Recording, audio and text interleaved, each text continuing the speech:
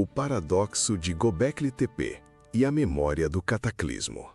Imagine que a história da humanidade seja uma enciclopédia de 2 volumes. O volume 2 começa há cerca de 6.000 anos, com a Suméria, o Egito e a invenção da escrita. Mas o volume 1, esse foi arrancado, queimado e enterrado sob milênios de sedimentos. Durante séculos, a arqueologia oficial nos convenceu que antes do volume 2, éramos apenas caçadores-coletores nômades, seres humanos rudimentares cujo único objetivo era não morrer de fome ou frio. Mas em 1994, no sudoeste da Turquia, a Terra cuspiu uma anomalia que quebrou essa cronologia linear para sempre. Göbekli Tepe não deveria existir segundo os nossos livros didáticos. Localizado no topo de uma colina, este complexo consiste em círculos de pilares de calcário maciços em forma de T, pesando até 20 toneladas cada, adornados com relevos complexos de animais e símbolos astronômicos de uma precisão desconcertante. O problema não é apenas a beleza, mas a idade. Göbekli Tepe foi construído há pelo menos 12.000 anos. Isso é 6.000 anos antes de Stonehenge e das pirâmides de Gizé. Naquela época, teoricamente, não existia agricultura, não havia cidades e, o mais importante, não havia uma hierarquia social capaz de organizar centenas de trabalhadores para mover pedras de 20 toneladas por quilômetros. Como nômades que viviam em tendas de pele conseguiram alinhar esses pilares com as estrelas, especificamente com a constelação de Órion e o sistema de Sírius? A resposta estranha é que Göbekli Tepe não parece o início de uma civilização, mas sim uma cápsula do tempo deixada por sobreviventes de algo muito maior. Estamos falando do período do Dryas recente, um evento de resfriamento global catastrófico causado possivelmente por impactos de fragmentos de cometas. Göbekli Tepe parece ser um esforço desesperado de uma civilização anterior, já avançada, para preservar o conhecimento astronômico e agrícola antes que o reset apagasse tudo. Os pilares não foram apenas abandonados, eles foram deliberadamente enterrados com areia e terra trazidas de longe, como se os construtores quisessem esconder o local para que gerações futuras, como a nossa, pudessem redescobri-lo e entender que a história não é uma escada, mas sim um ciclo de picos brilhantes e quedas abismais no esquecimento. Gunung Padam, o glitch geológico da Idade do Gelo. Se Göbekli Tepe é o templo que desafia o tempo, Gunung Padam é a montanha que desafia a geologia. Localizada em Java Ocidental, na Indonésia, essa estrutura foi ignorada por décadas como uma simples colina vulcânica com algumas pedras antigas no topo. No entanto, varreduras recentes de radar de penetração no solo e tomografia de resistividade elétrica revelaram algo que a academia relutou em aceitar. O que vemos na superfície é apenas a ponta do iceberg de uma estrutura gigantesca e multicamadas que se estende por quilômetros abaixo da Terra. A datação por carbono de amostras perfuradas profundamente em Gunung Padam sugere que as camadas mais antigas podem ter mais de 25.000 anos. Para colocar isso em perspectiva, isso é o auge da última idade do gelo. Enquanto o consenso histórico afirma que a humanidade estava lascando pedras em cavernas úmidas, os construtores de Gunung Padam estavam moldando montanhas inteiras em geometrias precisas. O geólogo Danny Hillman Natawidya, que liderou as escavações, argumenta que Gunung Padam não é uma formação natural, mas uma pirâmide colossal construída em etapas. As câmaras internas descobertas sugerem um propósito que vai além do ritualístico. A estrutura parece ter sido projetada para durar dezenas de milênios, resistindo a terremotos e tsunamis que devastaram a região ao longo do tempo. O fato de uma civilização ter a capacidade de engenharia para criar tal monumento durante o Pleistoceno sugere que nossa linha do tempo de progresso tecnológico é fundamentalmente falha. Gunung Padang é o que chamamos de um glitch na narrativa oficial. Ele prova que a tecnologia humana não é uma linha reta ascendente, mas um gráfico cheio de picos de sofisticação que são periodicamente deletados por eventos geológicos extremos. Quem eram esses arquitetos da Idade do Gelo e o que aconteceu com sua tecnologia de moldagem de pedra? A resposta está enterrada sob 30 metros de terra vulcânica, esperando por uma geração que tenha coragem de reescrever o volume 1 de nossa história. Duarca, a Atlântida indiana e os ciclos das águas. Durante séculos, a cidade de Duarca foi tratada como um mito puramente literário, uma lenda descrita nos textos sagrados do Mahabharata como uma metrópole de ouro e prata construída pelo próprio deus Krishna. A história oficial sempre sorriu condescendentemente para essa ideia, classificando-a como uma alegoria religiosa. Isso mudou em 2001, quando as marés do Golfo de Khambhat revelaram uma verdade submersa. A uma profundidade de 40 metros, arqueólogos marinhos do Instituto Nacional de Tecnologia Oceânica da Índia descobriram as ruínas de uma cidade colossal que se estende por 8 quilômetros ao longo do antigo leito do rio. Muralhas maciças, seções de ruas pavimentadas e evidências de uma civilização marítima sofisticada foram encontradas exatamente onde o mito dizia que Duarca havia afundado. O que torna Duarca um porquê estranho não é apenas a sua existência, mas a sua cronologia. Artefatos recuperados do local foram datados entre 7.500 e 9.000 anos atrás. Isso coloca Duarca milhares de anos antes da civilização do Vale do Indo, que até então era considerada a primeira da região. A submersão de Duarca coincide perfeitamente com o degelo maciço no final da última Idade do Gelo, um período conhecido como Pulso de Água de Degelo 1b. Durante esse tempo, o nível do mar global subiu drasticamente, engolindo milhões de quilômetros quadrados de terras costeiras férteis. Duarca prova que nossos ancestrais não eram apenas sobreviventes das margens dos rios, eles eram mestres náuticos que construíam potências comerciais que foram apagadas do mapa pelo simples aumento das águas. A história real de Duarca foi filtrada através de milênios de tradição oral até se tornar um mito de Krishna, lembrando-nos de que por trás de cada lenda religiosa existe muitas vezes uma verdade geográfica catastrófica que a humanidade não queria esquecer. Doggerland, o coração deletado da Europa. Houve um tempo, não muito distante em termos geológicos, em que você poderia caminhar de Londres a Amsterdã e de Amsterdã a Copenhagen, sem nunca ver o mar. Esse lugar se chamava Doggerland, uma vasta planície fértil que conectava a Grã-Bretanha ao continente europeu.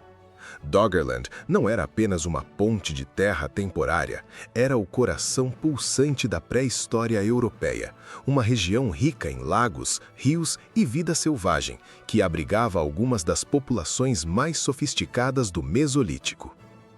Pescadores no Mar do Norte ainda puxam hoje em suas redes objetos que não deveriam estar lá. Pontas de lança de osso entalhadas, ferramentas de sílex refinadas e restos de animais extintos. Eles estão pescando os destroços de um mundo perdido. O fim de Doggerland foi rápido e violento. Há cerca de 8.200 anos, um deslizamento de terra submarino colossal na costa da Noruega, conhecido como o deslizamento de Storegga, deslocou uma massa de sedimentos do tamanho da Escócia.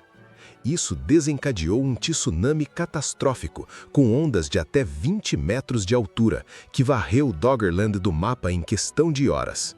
Milhares de pessoas e toda a sua infraestrutura, casas, locais de rituais e redes de comércio foram engolidas pelo Mar do Norte. Para os sobreviventes que fugiram para as terras altas da Grã-Bretanha e da Holanda, o evento deve ter parecido o fim do mundo. Doggerland é o lembrete definitivo de que a geografia humana é frágil e que civilizações inteiras podem ser deletadas por um único evento geológico, deixando para trás apenas ferramentas de pedra que os historiadores modernos confundem com o ápice da sua tecnologia, quando na verdade eram apenas os restos simplificados de uma sociedade muito mais complexa que o oceano decidiu reivindicar. A cultura Vintia, uma utopia dos símbolos perdidos. Sempre nos ensinaram que a escrita nasceu na Suméria, por volta de 3200 a.C., criada como uma ferramenta burocrática para contar impostos, grãos e escravos. Mas e se eu te dissesse que nos Balcãs, uma civilização chamada Vintia estava usando símbolos complexos em tabuletas de argila quase 2000 anos antes dos sumérios? As tabuletas de Tartária, encontradas na Romênia, exibem uma série de pictogramas que desafiam a nossa compreensão da evolução intelectual. A cultura Vintia, que floresceu entre 5500 e 4500 a.C., é uma anomalia social. Eles viviam em assentamentos urbanos organizados, com casas de vários cômodos feitas de madeira e argila, e produziam cerâmicas tão artísticas que rivalizam com as de períodos muito posteriores. O que torna os Vintia verdadeiramente estranhos é a sua estabilidade. Eles não tinham reis aparentes, não tinham exércitos, e não há evidências de guerra em seus assentamentos por quase 1000 anos. Eles parecem ter construído uma sociedade baseada em rituais, comércio e uma forma primitiva de comunicação simbólica que muitos estudiosos evitam chamar de escrita, apenas para proteger a cronologia oficial da Mesopotâmia. A civilização Vintia é um exemplo de uma utopia pré-histórica que atingiu um nível de sofisticação simbólica e social focado na vida comunitária, antes que as civilizações posteriores, focadas em conquistas militares e hierarquias rígidas, dominassem a narrativa histórica. Eles provam que a escrita e a urbanização não precisam vir acompanhadas de guerra e opressão. Às vezes, a civilização pode ser simplesmente sobre a arte de viver juntos e registrar o que é sagrado. Namadol, o hardware magnético do Pacífico. No meio do vasto Oceano Pacífico, na ilha remota de Pohnpei, existe uma cidade que desafia tanto a logística quanto a física. Namadol consiste em quase 100 ilhotas artificiais construídas sobre um recife de coral, todas feitas de colunas de basalto maciças. Algumas dessas pedras pesam mais de 50 toneladas. O volume total de pedra movida para construir Namadol é estimado em 250 milhões de toneladas, um esforço de engenharia comparável ao das grandes pirâmides de Gizé. Mas aqui está o mistério. A ilha de Pohnpei não tem pedreiras de basalto próximas aos canais de Namadol. As pedras tiveram que ser transportadas de locais distantes, atravessando montanhas e recifes coralinos perigosos. A população local não possui registros técnicos de como isso foi feito, recorrendo a lendas de irmãos mágicos que usaram levitação para fazer as pedras flutuarem pelo ar. No entanto, análises modernas revelaram algo ainda mais estranho. As pedras de basalto usadas em Namadol possuem propriedades magnéticas naturais. Elas criam anomalias que interferem em bússolas e equipamentos eletrônicos modernos dentro da cidade. Por que uma civilização pré-histórica escolheria o local mais difícil possível para construir uma cidade de pedra magnética no meio do nada? Namadol parece ser um hardware monumental cujo propósito original foi perdido. Alguns teóricos sugerem funções astronômicas, outros acreditam que a cidade funcionava como um tipo de amplificador de energia telúrica. Seja qual for a verdade, Namadol permanece como uma cicatriz de pedra no Pacífico, lembrando-nos de que nossos ancestrais entendiam propriedades da Terra e da física que a nossa ciência moderna, baseada em telas e silício, mal começou a explorar. O olho da Saara e a geografia proibida de Platão. A estrutura de Richat, na Mauritânia, popularmente conhecida como o Olho do Saara, É uma formação geológica circular de 40 quilômetros de diâmetro que é visível do espaço. Por décadas, geólogos a classificaram como um domo vulcânico corroído. No entanto, se você pegar as descrições detalhadas de Platão sobre a cidade perdida de Atlântida e as sobrepor ao olho do Saara, as coincidências tornam-se arrepiantes. Platão descreveu Atlântida como uma cidade de anéis concêntricos alternados de terra e água, com um diâmetro de 127 estádios, cerca de 23,5 quilômetros para o anel central, aberta ao mar ao sul e protegida por montanhas ao norte que eram famosas por sua beleza e rios. O olho do Saara tem exatamente essas dimensões e características geográficas. Além disso, a região do Saara não foi sempre um deserto. Há cerca de 12 mil anos, durante o período conhecido como Saara Verde, a região era repleta de lagos gigantescos, rios e vegetação luxuriante. Escavações arqueológicas na área de Richard revelaram uma quantidade maciça de artefatos de pedra e evidências de fluxos de água catastróficos que parecem ter varrido a região subitamente. A ideia de que Atlântida não era uma ilha no meio do Oceano Atlântico, mas uma civilização real no norte da África que foi destruída por um tsunami maciço ou por uma inundação de desgelo que transformou a região em um deserto, é uma hipótese que a arqueologia convencional prefere ignorar para não ter que lidar com o fato de que um filósofo grego estava descrevendo uma realidade geológica precisa. O olho do Saara pode ser a cicatriz geográfica da maior queda de civilização da memória humana, um aviso circular de que o que a Terra dá, ela pode retomar com uma violência inimaginável. Os antecessores de Clovis, a primeira América esquecida. Durante a maior parte do século XX, a arqueologia americana foi dominada por um dogma inabalável conhecido como a Barreira de Clovis. A teoria afirmava que os primeiros seres humanos chegaram às Américas há apenas 13 mil anos, atravessando uma ponte de terra da Sibéria após o degelo glacial. Qualquer arqueólogo que encontrasse evidências de ocupação humana anterior a essa data era ridicularizado ou tinha sua carreira destruída. Mas a realidade é teimosa. Descobertas em locais como Monte Verde, no Chile, datado de 14.500 anos, e mais recentemente as pegadas de White Sands no Novo Mundo, sugerem que humanos caminhavam nas Américas há pelo menos 23 mil anos. O que isso nos diz? Que existiu uma primeira civilização das Américas que floresceu durante o auge da última idade de gelo, isolada do resto do mundo por muralhas de gelo de 3 quilômetros de altura. Esses povos não eram apenas nômades perdidos. Evidências na Lapa do Santo, no Brasil, sugerem rituais funerários complexos, arte rupestre sofisticada e uma compreensão profunda da botânica e da astronomia. Eles sobreviveram em um ambiente de megafauna, caçando mastodontes e preguiças gigantes com ferramentas de uma precisão cirúrgica. A história de Clovis foi apenas o último capítulo de uma ocupação humana muito mais antiga e profunda, que foi quase totalmente apagada pelas inundações catastróficas do degelo glacial. A América não foi descoberta em 1492, nem em 13.000 a.C. Ela foi habitada por milênios por uma civilização fantasma cujas vozes foram silenciadas pelo gelo e pela lama. A cultura Jomon, a civilização da harmonia infinita. No Japão, entre 14.000 e 300 a.C., existiu uma cultura que desafia todas as regras de como uma civilização deve progredir. A cultura Jomon durou impressionantes 10 mil anos.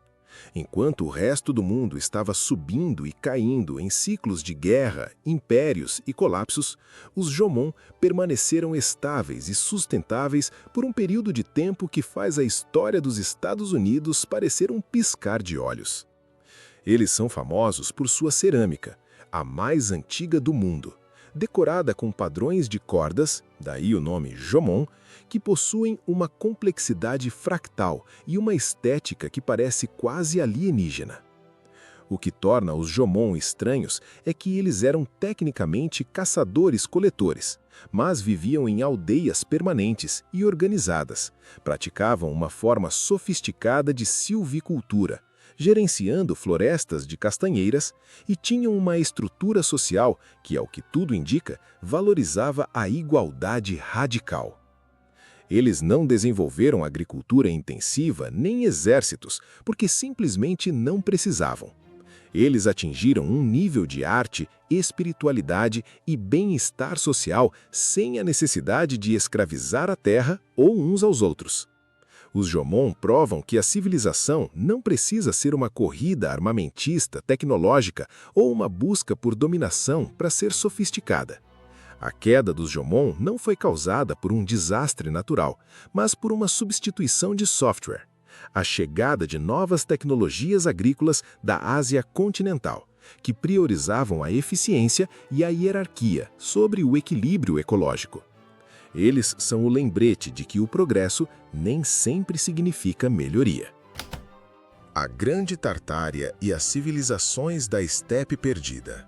Existe uma teoria crescente baseada em mapas antigos, genealogias genéticas e anomalias arquitetônicas de que uma vasta confederação de civilizações, muitas vezes referida sob o nome genérico de Tartária, dominou grande parte da Ásia Central, Sibéria e até partes da América do Norte, muito antes da história russa ou chinesa ser escrita. Embora o termo tenha sido distorcido por teorias da conspiração modernas, o núcleo da verdade científica é fascinante. Vastas áreas da Ásia Central abrigam ruínas de cidades de tijolos, pirâmides enterradas e sistemas de irrigação colossais que a arqueologia convencional apenas começou a catalogar. Civilizações como a cultura Afanasiev e os povos das múmias de Tarim possuíam tecnologias de metalurgia, tecelagem e navegação terrestre que rivalizavam com qualquer coisa encontrada no Egito ou na Grécia. Eles eram os engenheiros invisíveis do mundo antigo, conectando o Oriente e o Ocidente com rotas comerciais e tecnologias de fundição de metais que foram eventualmente enterradas pelo avanço do gelo, desertificação e, acima de tudo, pelo silêncio político. A história é escrita pelos vencedores que vivem nos climas temperados. As civilizações do norte foram apagadas porque seus registros foram feitos em materiais perecíveis ou porque suas cidades foram reutilizadas por impérios posteriores. Mas a genética não mente. O DNA dessas populações fantasma ainda corre nas veias de quase todos os humanos modernos, um resíduo biológico de uma potência esquecida que uma vez governou o teto do mundo antes que o último grande reset climático transformasse suas capitais em estepes vazias e silêncio. Eles são o lembrete final de que nossa história mundial é apenas a versão dos eventos que conseguiu sobreviver ao último inverno.